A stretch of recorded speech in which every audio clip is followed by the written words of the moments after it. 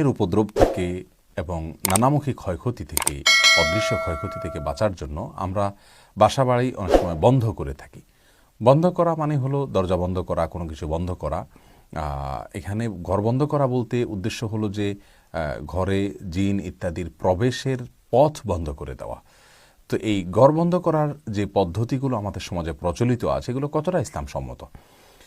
অনেকগুলো পদ্ধতি প্রচলিত আছে। যেমন অনেকে চতুর্পাশে দাঁড়িয়ে আজান দেন, আজান দিয়ে বিশেষ কিছু তেলাওয়াত ইত্যাদি করে বন্ধ করে থাকেন। অনেকে আবার ঘর বন্ধ করতে গিয়ে আপনার বিভিন্ন রকমের পশুর হাড় ইত্যাদি এগুলো ঝুলিয়ে রাখেন দরজায়, এটা বন্ধ করা, এবং কিছু প্রয়োটরে ফু দিয়ে সেগুলো ঝুলিয়ে রাখেন। অনেকে আবার মাটির বিভিন্ন পাত্রে বিভিন্ন কিছু লেখেন, কোরআন আয়াত বা অন্য কিছু বিভিন্ন রকমের নকশা টকশা এগুলো লিখে ঝুলিয়ে রাখেন।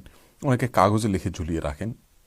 এরকম আরও বিভিন্ন পদ্ধতি ঘর বন্ধ করার আমাদের সমাজে প্রচলিত আছে। এই ঘর বন্ধ করার সম্পর্কে বলতে চাই যে আসলে ইসলাম আমাদেরকে তথা রসুল করিম সাল্লাল্লাহু আলাইহি ওয়াসাল্লাম আমাদেরকে আমাদের ঘর বাড়িগুলোকে শয়তানের উপদ্রব থেকে নিরাপদে রাখবার জন্য অনেকগুলো আমল শিক্ষা দিয়েছেন। ইসলাম বলে আমরা ব্যক্তি যেন সক্রিয় থাকি। আমি একটা তাবিজ ঝুলিয়ে দিলাম, আমি একটা মাটির পাত্র ঝুলিয়ে দিলাম, হাড্ডি ঝুলিয়ে দিলাম, আর নির্দিষ্ট সিস্টেমে বন্ধ করে দিলাম, আর সারা জীবনের জন্য জিনের প্রবেশের পথ রুদ্ধ হয়ে গেল, এটি নয়। বরং ইসলাম শিক্ষা দিচ্ছে, রসুল করিম সাল্লাল্লাহু আলাইহি ওয়াসাল্লামের শিক্ষা হলো প্রতিদিন আমল করে করে আমাদের নিজেদেরকে, আমাদের বাসা বাড়ি থেকে আমরা জিন থেকে বাঁচিয়ে রাখবো, নিরাপদে রাখবো। যেমন প্রতিবার ঢোকার সময় যদি আপনি আল্লাহর নাম নিয়ে, প্রত্যেকটা সদস্য বাসায় ঢুকবেন আল্লাহর নাম নিয়ে ঢুকবেন, বিসমিল্লাহ বলে ঢুকবেন, সালাম দিয়ে ঢুকবেন, তাহলে সাথে শয়তান প্রবেশ করতে পারে না। আবার আপনি যখন খাবেন তখন শয়তান প্রবেশ করতে পারবে না। খাবার সময় যদি বিসমিল্লাহ পড়ে খান, ঘুমাবেন বিসমিল্লাহ পড়ে ঘুমাবেন, প্রত্যেকটা কাজ আল্লাহর নাম নিয়ে করবেন, বিসমিল্লাহ বলে করবেন, ইনশাআল্লাহ শয়তানের উপদ্রব থেকে আপনি বাঁচতে পারবেন। এটা হলো ঘর বন্ধের নববী পদ্ধতি।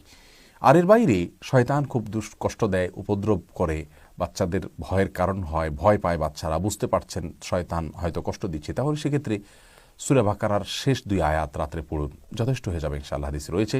আর সূরা বাকারা তেলাওয়াত করতে বলা হয়েছে শয়তান থেকে রক্ষার জন্য বাসা বাড়িকে সূরা বাকারা পুরোটা তেলাওয়াত করুন, অথবা তেলাওয়াতের যে রেকর্ড সেটা চালিয়ে রাখুন, তাহলে ইনশাআল্লাহ ঘর বন্ধের কাজ হয়ে যাবে। বিশেষ করে মক্কার হারামের ইমাম শেখ মাহের আল মুআক্কিলির যে তেলাওয়াত সূরা বাকারার, এটা রুকিয়ার জন্য, শয়তানের উপদ্রব থেকে বাঁচার জন্য বেশ পরীক্ষিত, উপকারী এগুলো হতে পারে। এটি সুন্নাহসম্মত আমল, সূরা বাকারা তেলাওয়াত করা বা তেলাওয়াত চালু করে রাখা বাসা বাড়িতে।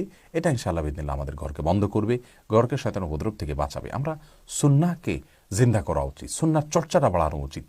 আমরা সব ক্ষেত্রে চেষ্টা করি শর্টকাটে টাকা পয়সা দিয়ে স্থায়ী করে সমাধান করে নিতে, নিজেরা কোনো কাজ করতে রাজি না। না, ইসলাম বলে আমি নিজে সক্রিয় হব, আমি নিজে আমল করব, আমি কার্যকর ভূমিকা রাখব, আমার সমস্যার সমাধানের জন্য আমি নিজে দোয়া পড়ব। সকাল সন্ধ্যার দোয়াগুলো পড়লে আল্লাহ সুবহানাহু ওয়া তাআলা দুষ্ট জিন এবং যত প্রকার ক্ষয়ক্ষতি আছে এগুলো থেকে বাঁচিয়ে রাখেন। বিসমিল্লাহিল্লাযী লা ইয়াদুররু মা ইসমিহি শাইউন ফিল আরদি ওয়া লা ফিস সামা ওয়া হুয়াস সামিউল আলিম। এটি সকাল সন্ধ্যা 3 বার পড়লে আল্লাহ তাআলা হেফাজতে রাখেন। সূরা ইখলাস, সূরা ফালাক, সূরা নাস 3 বার পড়লে আল্লাহ তাআলা হেফাজতে রাখেন। আর অনেকগুলো রক্ষা কবচ আমল রয়েছে, এগুলো সম্পর্কে আমাদের সকাল সন্ধ্যার দোয়া এবং জিকিরের যে বইটা আছে সেটা আপনারা অনুসরণ করতে পারেন। আর এর বাইরে ঘর বন্ধের যে প্রচলিত পদ্ধতিগুলো আছে, এগুলোকে আমরা একটা কথা তো অবশ্যই বলতে পারি, তা হলো এগুলো সুন্নাহ দ্বারায় প্রমাণিত নয়। আর এর মধ্যে কোনো ঘর বন্ধের পদ্ধতিতে যদি কোনো গর্হিত কোনো কিছু না করা হয়, যেমন আপনার কোরআন কারীমের আয়াত তেলাওয়াত করা হলো, এটাকে আমরা রুকিয়া বলতে পারি, এটা এই ঘর বন্ধকে আমরা জায়েজ বলতে পারি বড়জোর। কিন্তু ওই যে আপনার মাটির শানক ইত্যাদি ঝোলানো, তারপরে হাড্ডি ঝোলানো, তারপরে বিভিন্ন নকশা টকশা ইত্যাদি লিখে, ফেরাউন হামান ইত্যাদি লিখে টিখে আজেবাজে জিনিস এগুলো লিখে টিখে ঝুলানো, এগুলো গর্হিত কাজ, এগুলো তরক করা উচিত, এগুলো বাদ দেওয়া উচিত, পরিহার করা উচিত। আর সুন্নাহ পদ্ধতিতে আমাদের চলা উচিত। তাহলে আমরা 3টা পদ্ধতি পেলাম। একটা হলো রকিয়া শারঈয়া ঘরবন্দের ক্ষেত্রে, কোরআন কারীমের আয়াত তেলাওয়াত করা হলো, মাসতুন কোনো জিকির দোয়া তেলাওয়াত করা হলো, নিষিদ্ধ কিছু করা হলো না, এর মাধ্যমে ঘরবন্ধ করা হলো, এটা রকিয়া, ঝাড়ফুঁক, এটাকে আমরা জায়েজ বলতে পারি। আর যদি এ জাতীয় কোনো আপনার শরীয়তে নিষিদ্ধ, হাদিস দ্বারা নিষিদ্ধ কোনো পদ্ধতিতে ঘরবন্ধ করা হয়, কুসংস্কার টাইপ কোনো পদ্ধতি অবলম্বন করা হয়, তাহলে সেটা অবশ্যই নিষিদ্ধ, গর্হিত থেকে বেঁচে থাকা উচিত। আর সর্বোত্তম হলো সুন্নাহসম্মত যে জিকিরগুলো আছে, সূরা বাকারা তেলাওয়াত করা, বিসমিল্লাহ বলে প্রবেশ করা, বিসমিল্লাহ বলে খাওয়া, বিসমিল্লাহ বলে শোয়া, সকাল সন্ধ্যার আমলগুলো করা, এগুলো হলো ঘরবন্দের সবচেয়ে কার্যকর আমল। এবং আয়াতুল কুরসি তেলাওয়াত পাঠ করা রাতের বেলা আয়াতুল কুরসি পাঠ করলে শয়তান থেকেও আল্লাহ তাআলা ঘরকে হেফাজতে রাখেন, দুষ্টজিনের আক্রমণ থেকে হেফাজতে রাখেন। বিধায় এই আমলগুলো আমরা করবো ইনশাআল্লাহ বিদিনিল্লাহ। তাহলে একটা সুন্নাহসম্মত আমল পেলাম, একটা বিদআত আমল পেলাম, আর একটাকে আমরা বড়জোর জায়েজ বলতে পারি। আমরা সুন্নাতকে অগ্রাধিকার দিব এবং এটাকে চর্চা করবো। আল্লাহ সুবহানাহু ওয়া তাআলা আমাদের ঘরবাড়িগুলোকে, আমাদের বাসাগুলোকে, আবাসনগুলোকে সব রকমের ক্ষয়ক্ষতি থেকে আল্লাহ সুবহানাহু ওয়া তাআলা নিরাপদে রাখুন, হেফাজতে রাখুন এবং সুন্নাহকে চর্চা করার তৌফিক দান করুন। ইসলাম মানেই হলো নবী সাল্লাল্লাহু আলাইহি ওয়াসাল্লাম বাতানো পদ্ধতিতে চলা। তার বাতানো পদ্ধতিতে চলার চাইতে উত্তম কোনো বিকল্প মুসলমানের কাছে হতে পারে না।